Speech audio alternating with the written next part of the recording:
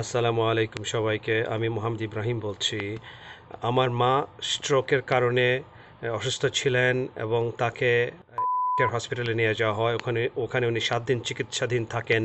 কিন্তু উনি জ্ঞান জ্ঞান ফিরে না পাওয়ার ফলে আমরা খুবই চিন্তিত ছিলাম। কিন্তু ৭ দিনের মাথায় ওনাদেরকে আমার মাকে রিলিজ করে দেওয়া হয়। পরের দিন বাসায় এসে আমরা দেখি যে ওনার হেভি নিউমোনিয়া হয়ে গেছে, শ্বাসের প্রবলেম হচ্ছে, কিন্তু স্টিল অচেতন। তো আমরা তাড়াতাড়ি দ্রুত ফেরত নিয়ে যাই। ওখানে ওকে রেকমেন্ড করেন আইসিইউতে ভর্তি করার জন্য। এটা শুনে আমরা আমাদের আত্মীয় ডক্টর মাহফুজুর রহমান ওনার সাথে কনসাল্ট করি এবং ওনার পরামর্শ মতে আমরা অরোরা স্পেশালাইজড হসপিটালে ওনাকে ভর্তি করে ট্রান্সফার করে নিয়ে আসি। অতঃপর ওনারা খুব দ্রুততার সাথে ওনার চিকিৎসা শুরু করেন, ডক্টর বোর্ড গঠন করে, এবং সাইমultaneously ওনাকে স্ট্রোকের চিকিৎসা এবং নিউমোনিয়ার চিকিৎসা একাধারে দেওয়া শুরু করেন, ফিজিওথেরাপি সহ।